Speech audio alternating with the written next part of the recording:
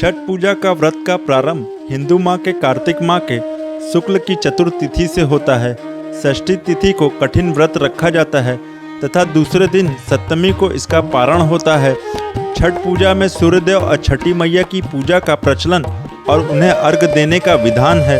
छठ पूजा का व्रत महिलाएं अपनी संतान की रक्षा। यहाँ तो परमानेंट फोर्स लगी हुई है, लेकिन रात से जब एक्टिविटी शुरू होगी तब से सारे लोग यहाँ मौजूद रहेंगे घाट।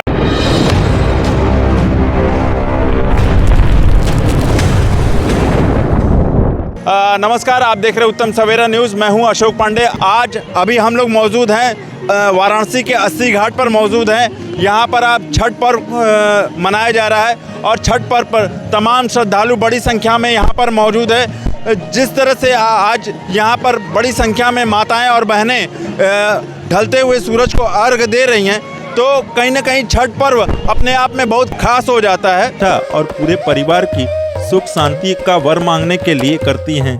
मान्यता के अनुसार इस दिन निसंतानों को संतान की प्राप्ति का वरदान देती हैं छठी मैया। पहले दिन नहाय खाए अर्थात साफ सफाई और शुद्ध शाकाहारी भोजन सेवन का पालन किया जाता है। कार्तिक शुक्ल चतुर्थी अर्थात इसी दिन से छठ पर्व प्रारंभ हो जाता है। इस दिन से घर और शरीर को भीतर और बाहर से शुद्ध किया जाता है। किसी भी प्रकार का तामसिक भोजन नहीं किया जाता है। दूसरे दिन खरना अर्थात पूरे दिन उपवास रखते हैं और शाम को गुड़ की खीर, घी लगी हुई रोटी और फलों का सेवन करते हैं। इस पूरे दिन जल भी ग्रहण नहीं किया जाता है। संध्या को जो भी खाया जाता है उसे घर के अन्य सदस्यों को प्रसाद के रूप में दिया जाता है। तो वहीं दूसरी तरफ छठ का तीसरा दिन महत्वपूर्ण होता है। इस दिन कार्तिक शुक्ल की षष्ठी होती है। संध्या षष्ठी को अर्घ अर्थात संध्या के समय सूर्यदेव को अर्घ दिया जाता है और विधि विधान से पूजा किया जाता है।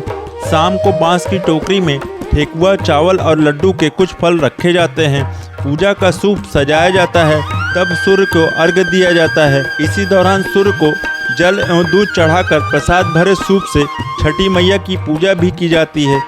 बाद में रात्रि को छठी माता के गीत गाए जाते हैं और व्रत कथा सुनी जाती है। उषा अर्घ अर्थात दिन के सुबह सूर्योदय से पहले नदी के घाट पर पहुंचकर उगते हुए सूरज को अर्घ देते हैं। पूजा के बाद व्रती कच्चे दूध का शरबत पीकर थोड़ा सा प्रसाद खाकर व्रत को पूरा करती हैं, जिसे पारण या परना कहा जाता है। यह छठ पर्व का समापन दिन होता है। यह मुख्य रूप से यह लोक पर्व जो उत्तर भारत के राज्य पूर्वी उत्तर प्रदेश, बिहार और झारखंड के लोगों ही मनाते हैं। यहाँ के लोग देश में कहीं भी हों, वे छठ पर्व की पूजा जरूर करते हैं। छठ पूजा का व्रत का प्रारंभ हिंदू माह के कार्तिक माह के शुक्ल की चतुर्तिथि से होता है। षष्ठी तिथि को कठिन व्रत रखा जाता है तथा दूसरे दिन सप्तमी को इसका पारण होता है। छठ पूजा में सूर्यदेव और छठी मैया की पूजा का प्रचलन और उन्हें अर्घ देने का विधान है। छठ पूजा का व्रत महिलाएं अपनी संतान की रक्षा और पूरे परिवार की सुख शांति का वर मांगने के लिए करती हैं। मान्यता के अनुसार इस दिन निसंतानों को संतान की प्राप्ति का वरदान देती हैं छठी मैया। पहले दिन नहाय खाए अर्थात साफ सफाई और शुद्ध शाकाहारी भोजन सेवन का पालन किया जाता है। कार्तिक शुक्ल चतुर्थी अर्थात इसी दिन से छठ पर्व प्रारंभ हो जाता है। इस दिन से घर और शरीर को भीतर और बाहर से शुद्ध किया जाता है। किसी भी प्रकार का तामसिक भोजन नहीं किया जाता है।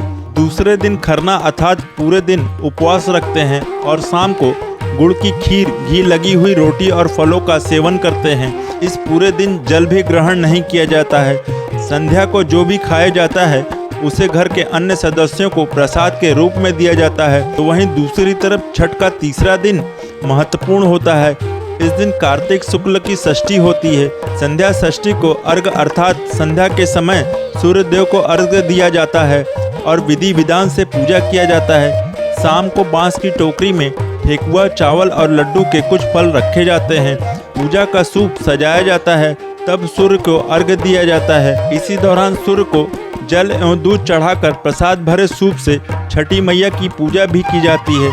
बाद में रात्रि को छठी माता के गीत गाए जाते हैं और व्रत कथा सुनी जाती है। उषा अर्घ अर्थात दिन के सुबह सूर्योदय से पहले नदी के घाट पर पहुंचकर उगते हुए सूरज को अर्घ देते हैं। पूजा के बाद व्रती कच्चे दूध का शरबत पीकर थोड़ा सा प्रसाद खाकर व्रत को पूरा। नई सुरक्षा के व्यापक प्रबंध किए गए हैं। सेक्टर और जोन में वितरित करके यहाँ पर्याप्त वरिष्ठ अधिकारियों के भी, सब इंस्पेक्टर, निरीक्षक, थाना अध्यक्ष, आरक्षीगण और पीएसी, जल पुलिस और पीएसी के लोग, एनडीआरएफ के लोग, सारे लोग आवश्यकता अनुसार जहां उनकी ड्यूटी है वहां लगाए गए हैं। जैसे जल पुलिस को पानी में लगाया गया है, एनडीआरएफ की टीम है, बोट के साथ हैं और गोताखोर हैं।